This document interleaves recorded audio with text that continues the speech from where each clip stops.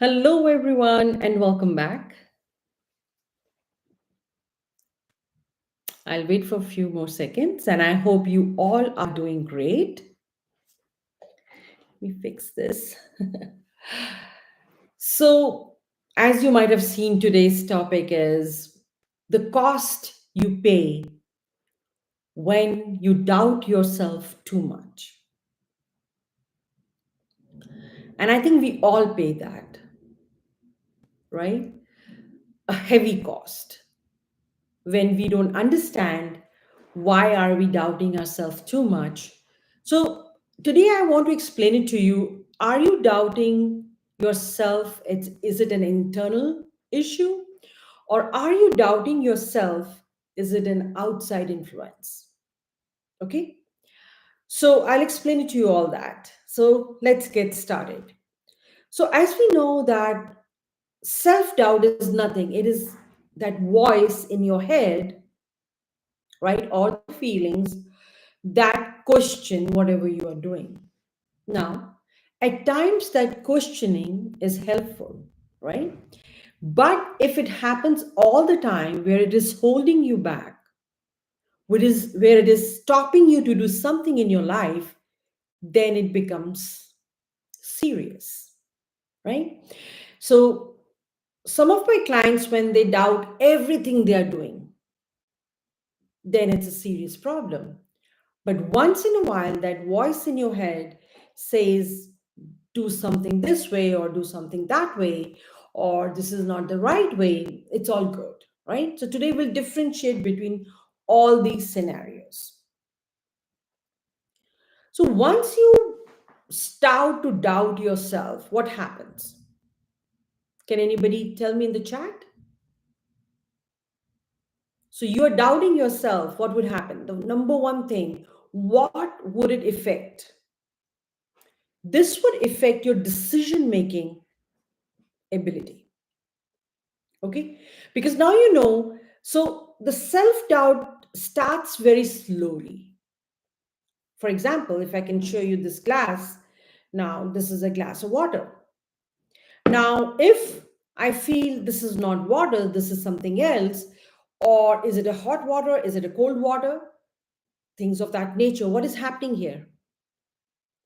I have started to give signals to my brain that this thing which appears as it is does not exist. It has more elements attached to it.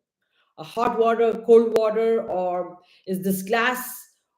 Is it a plastic? Or I mean, you can. There could be so many things. So you might have seen some times in your life you have a friend, you're sitting in a party who has a habit of self-doubting everything. So even if you serve them with something, they would always find something to talk about. For example, so you're serving food, and if it is little cold, they would say, "This is not hot enough for me." Even if it's little warm, but they like to perceive it that way. So gradually, what happens, your brain gets used to or programmed, if you keep doing it for a long time, to doubt everything you see. And that can really hold you back in your life, what you want to do, right? So this voice in your head needs to be tamed rightfully, right? Because it can show you, am I good? Am I not good? It can give you all those. Now, first, it starts with the self doubt. Then, after that, it starts to show you the statements. Like, for example, are you good? Are you not good? What's going on? So it starts hitting your self worth. And then also, it leads to all the overthinking. I have most of my clients, they had gone through this situation of overthinking in their lives where they were not able to understand what is going on. Okay. So let's try to understand what is the psychology behind it. What are we talking about today? This self-doubt. So if you ask me, self-doubt is nothing, it's just a protective mechanism from your subconscious mind. So let's say you have failed in doing something in your life. right? So what does self-doubt would do? Self-doubt would help you to look at it not the same way, because it is protecting you somewhere, because your subconscious mind knows that you were not able to achieve what you want to do in that particular area. So then it becomes more of a protective mechanism for you. Okay, so that's what psychology says. Now, so in other words, it's keeping you safe from any failures, any rejections, any disappointments, right? So now you got into this habit of doing self doubt so much that it has ingrained in your brain that now it's a protective mechanism for you. You don't need to think that way, right? So, so what really is happening here? If you keep yourself all the time in self doubt, of course you would have so many things which we'll talk about. Like for example, one of the things which I think I've seen it with my own clients is the decision making. It really hurts it. Now here you would ask me something, that where does it come from, this self doubt? How does it originate, and where can I find myself that I can become more aware of it and do not take it further? Okay, so number one, it's from the past failures. So let me ask you all, what is this about failure is so fearful? Can somebody tell me on the chat? You, in your life, you have tried so many things, right? Are you telling me that you have never failed in any one of them? And then there are other things which you have tried in your life where you have succeeded. So why all of us get so scared of this word failure? What would happen if this doesn't happen? The other door will open. Simple. So start embracing failures. Look at past failures as something you learned something from, right? So I think one of my mentors said that fail fast, learn fast. So move on to the next one, move on to the next one, right? Isn't that fascinating? So the moment you're ready to fail and get up and just get back, and you're learning also over there. Okay. The second one I think is a critical environment. Sometimes we are have a harsh childhood, and knowingly, unknowingly, I would say, we are brought up in very critical environment. Third one is comparison. So since childhood, the kid has seen that the other kid has a better toy than me. So the comparison starts very early, by the way. We can all agree on that one. Then once the comparison has started and you have faced some failures, what would happen? You would be negatively doing self-talk. The voice in your head gets activated. The voice which is negative in nature, the voice which is going to put you in self-doubt. In the beginning, it would come subtly, but then it becomes stronger and stronger and stronger as it, the years progresses. And the last one is the huge one. Number five is the fear of judgment. Now, once you have started to self doubt yourself too much, what is happening here? The fear of judgment. What she would think, what he would think, what my kid would think, my parents would think, of that nature. So, these are some of the causes, as we can see, when you start to self doubt. Okay. So then it becomes a very learned pattern. Now your body knows, your brain knows, okay, this person is going to doubt themselves no matter what we do. It has become a habit for them, like whatever they try to do something in their life, but they doubt first. Okay, so that is how the brain gets programmed. when you are doubting yourself so much. And then it gets engraved in the subconscious mind, where it is very difficult to come out from. Okay? So self-doubt is can impact you in very severely or negatively. I call it three C's. So what are these three C's which I call? The number one C is about your confidence. It can really hit you hard in your confidence. Because if you have been doubting yourself like for some few months, you can imagine your confidence would be low. Number two, capability. So now your confidence is low. The other area which can severely impact is your capability. You start to doubt whatever you're doing is, whether it's right or wrong.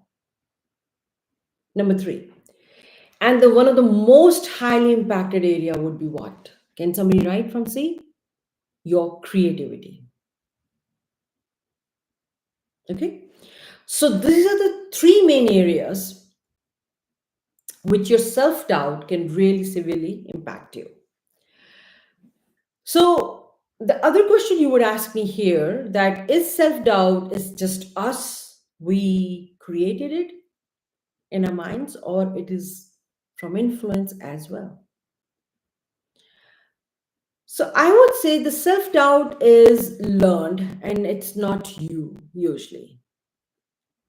The circumstances play a big role why you are becoming like this, why you have started to self-doubt yourself.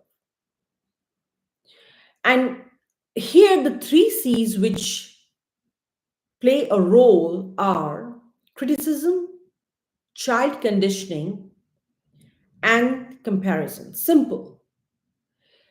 Have you seen when you scold a child and they get so disturbed by it, right? And then when the energy they are having is of what? Person is scolding them, they're shouting, their tonal quality is different, aggressiveness. So the child, the body language also physically shrinks, right? It becomes constrict. So you can imagine what a criticism can do to you. It can literally make a path or a way into your self doubting. That is the first time you got criticized. That was the first time you got scolded by somebody. That was the first time somebody shouted on you. If you, any one of you can remember, that would be great. Like you remember sometimes when we remember something like when we were 5, 6 years old, either your dad shouted on you or your mom shouted on you, knowingly or unknowingly. But that was the seed, the first seed, which was put into your mind in the form of self doubting. That whatever you are trying to say or get the reactions to created the first seed of self doubt. Okay?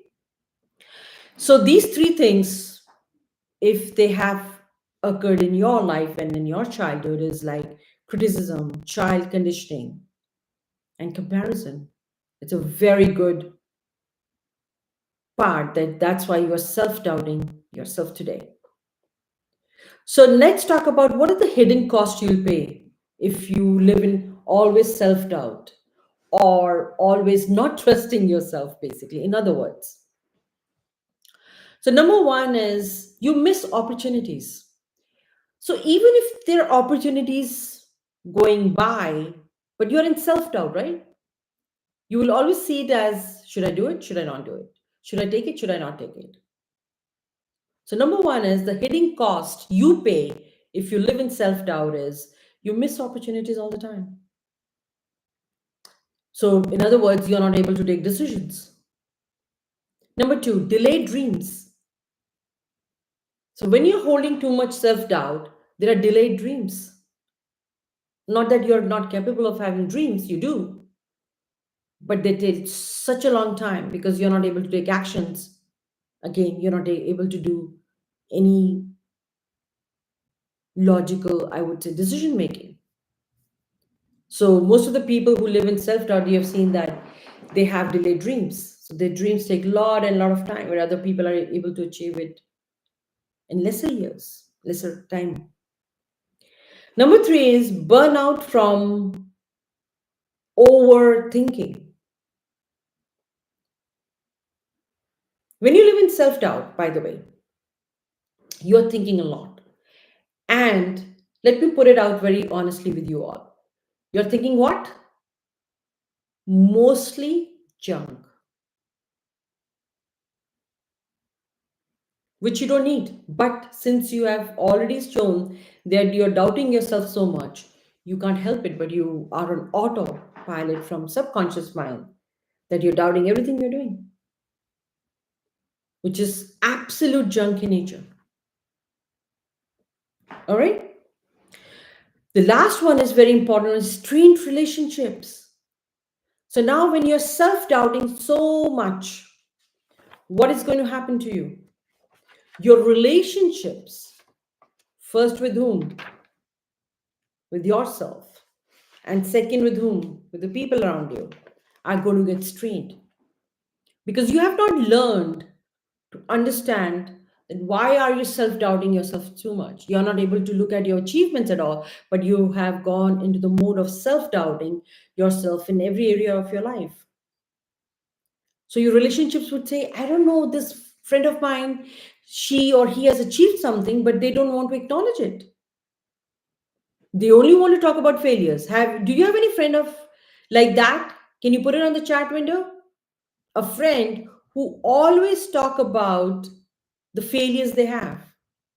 Just write F in the chat. Who likes to talk about F, the failures. We all do know somebody of that nature.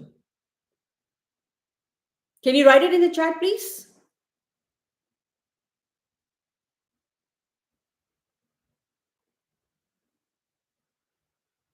So you see here, what I'm trying to tell you, the seed started somewhere, but you can still change it if you want to.